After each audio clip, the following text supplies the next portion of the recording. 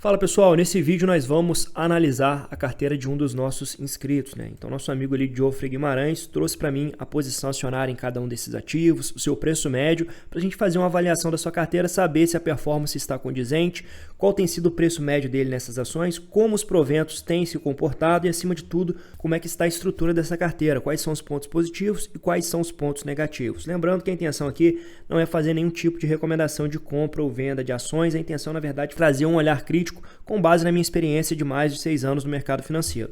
Se esse vídeo te ajudar de alguma forma, considere deixar o seu like e compartilhar ele com um amigo seu que você me ajuda bastante. Pessoal, para estruturar a carteira do Guimarães, eu utilizei o site Meus Dividendos, uma vez que ele consegue considerar que todos os fatores de remuneração, como bonificações, dividendos, ele ajusta toda a carteira.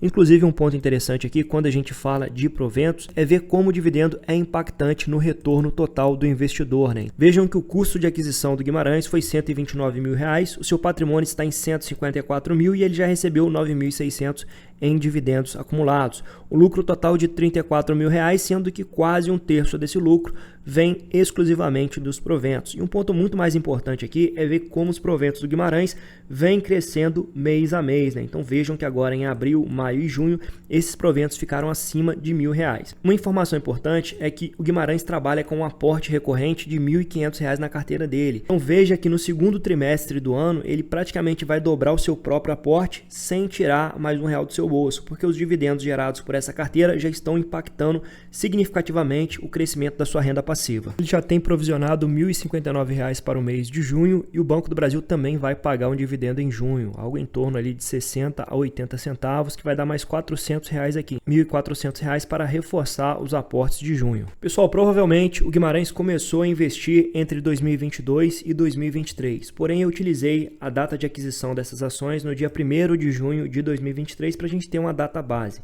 Então vejam vocês que ele conseguiu um preço médio muito interessante em muitas ações. O maior retorno do Guimarães foi na Caixa Seguridade. Ele conseguiu comprar essas ações por R$ 6,67, agora elas custam R$ 16,44, então retorno total de 162%. Então no mercado acionário você não vai acertar sempre, mas de vez em quando você vai acertar uma Caixa Seguridade, que vai ajudar a puxar sua rentabilidade para cima.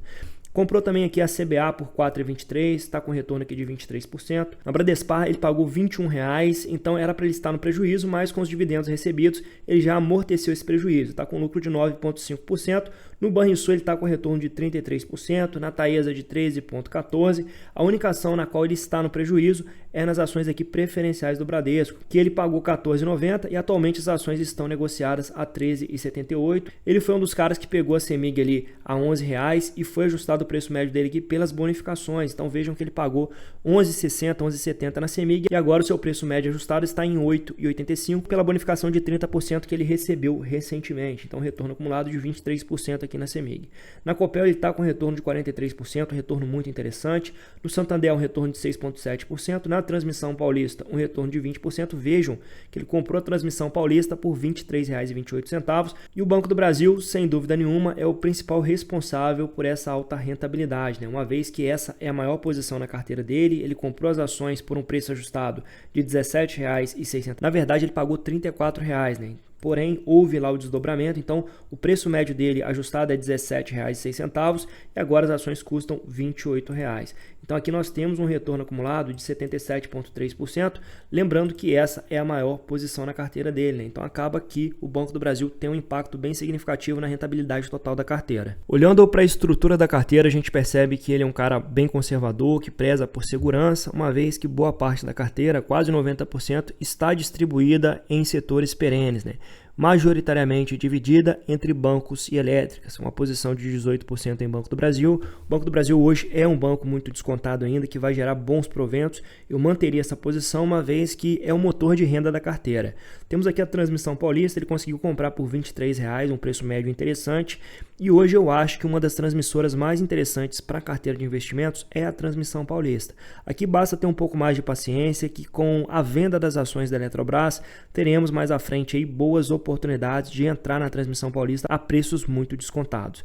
A terceira maior posição é um banco, que é o Santander. O Santander mostrou forte recuperação no primeiro tri de 2024, então também é uma ação que eu não venderia, uma vez que a recuperação começa a acontecer a partir de agora. Aqui nós temos a Copel. A Copel é uma ação interessante, mas eu acho, pessoal, do meu ponto de vista, que é uma empresa que está precificada acima do seu valor justo. Eu sei que existe muita eficiência a ser extraída ali por meio da privatização, porém, esse modelo corporation emitiu muitas ações ao mercado, né? Então o lucro por ação e o dividendo por ação nos próximos anos vai ficar bem abaixo da média.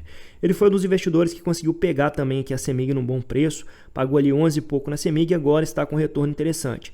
Talvez, né, teria sido mais interessante ele reforçar aqui na CEMIG para sair um pouco do segmento de transmissão, né? Então ele tem duas transmissoras, uma empresa aqui mista que é a Copel e a CEMIG também é uma empresa que é majoritariamente distribuição de energia, porém tem um portfólio mais diversificado. Percebam que a CEMIG também é a controladora da Taesa, né? Então ele tem praticamente duas ações que estão dentro do mesmo pacote aqui. Não tem problema nenhum em ter as duas, né? Então você pode e deve diversificar por setor para reduzir o risco da sua carteira, mas eu particularmente gosto de uma carteira um pouco mais enxuta, né? Eu gosto ali de no máximo 3 elétricas e 3 bancos. Essa é a minha visão como investidor de longo prazo, né? E deixo uma ponta da carteira para ativos um pouco mais arriscados que podem gerar também um retorno acima da média. Na sequência nós temos o Banco Bradesco, uma posição de 8,3%, também é um banco que está em fase de reestruturação.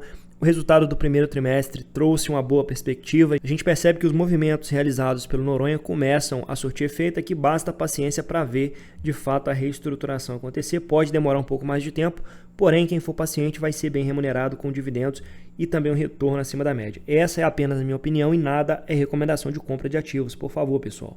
Na sequência nós temos aqui a Taesa, como eu falei com vocês, na minha opinião, pessoal, a Taesa talvez seja um ativo aqui que vai sofrer um pouco mais no médio prazo.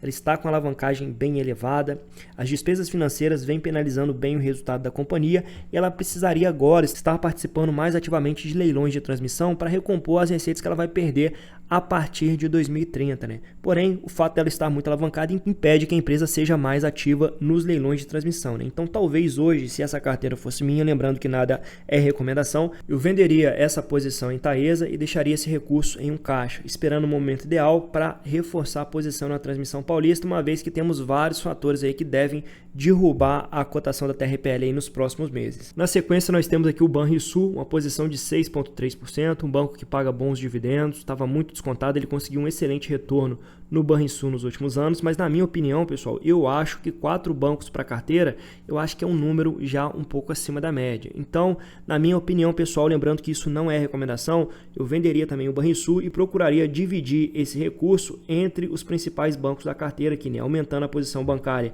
ou em Banco do Brasil, ou em Bradesco, ou em Santander, né? Reduzindo o número de ativos e aumentando a eficiência dos recursos. Na sequência agora nós temos uma ponta em commodity, com a Bradespar, uma posição de 6,17%, talvez aí uma das empresas mais descontadas em bolsa de valores, sem dúvida.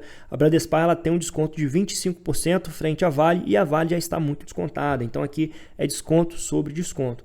A Bradespar deve continuar gerando fortes dividendos nos próximos anos, uma empresa que desfruta das vantagens competitivas da Vale, então aqui é um portfólio bem diversificado e a Bradespar é uma carteira que se encaixa bem, uma vez que 80%, 90% da carteira está em setores perenes, ele pode deixar uma ponta da carteira para tomar um pouco mais de risco no setor de commodity. Por fim, nós temos a CBA, ele tem um excelente preço de entrada na CBA de R$ 4,20 e esse, na minha opinião, não é o momento de vender CBA. Por quê? Porque ele roeu o osso nos últimos 6 meses, né, com a ação pressionada na casa dos R$ 3, R$ 4, e nós temos um forte ciclo de alta no alumínio, que vai ser catalisado no segundo trimestre de 2024. Então, já no segundo semestre de 2024, nós deveremos ver a CBA reportando lucro e a ação vai acompanhar, inevitavelmente, esses lucros, né? Então, agora que ele vai lucrar de fato com a CBA ao longo do ano de 2024. Por fim, nós temos a Caixa de Seguridade, que ele tem um excelente retorno na ação, porém uma posição bem pequenininha, né? Porém, a Caixa de Seguridade é uma empresa que tem entregado excelentes resultados, tem pagado bons dividendos com um ótimo nível de recorrência, né? Pena que é uma posição pequena na carteira, né? E aí tem que ver se vale a pena carregar ou não. Eu não gosto de carregar posições tão pequenas, né? Eu gosto de montar uma posição maior. Então aqui ele tem duas opções, né? Continua segurando a ação na carteira, é uma excelente ação, não tem por que vender. E quando ela cair mais, ele reforça a posição para ela crescer também, diluindo o risco do resto do portfólio. Então o nosso amigo está no caminho, tem 34 anos, ou seja, ele tem pelo menos aí mais uma década e meia, 2 décadas pela frente para conseguir fazer essa carteira crescer. E com esse aporte recorrente de R$ 1.500, ele com certeza vai continuar gerando renda passiva a longo prazo. Os dividendos da carteira já sinalizam o caminho que ele vem tomando, né? Um crescimento da sua renda passiva. Isso aqui é extremamente gratificante, né? Você não está esperando do nada cair R$ 1.400 a mais lá na sua conta da corretora, te ajudando a reforçar o seu aporte.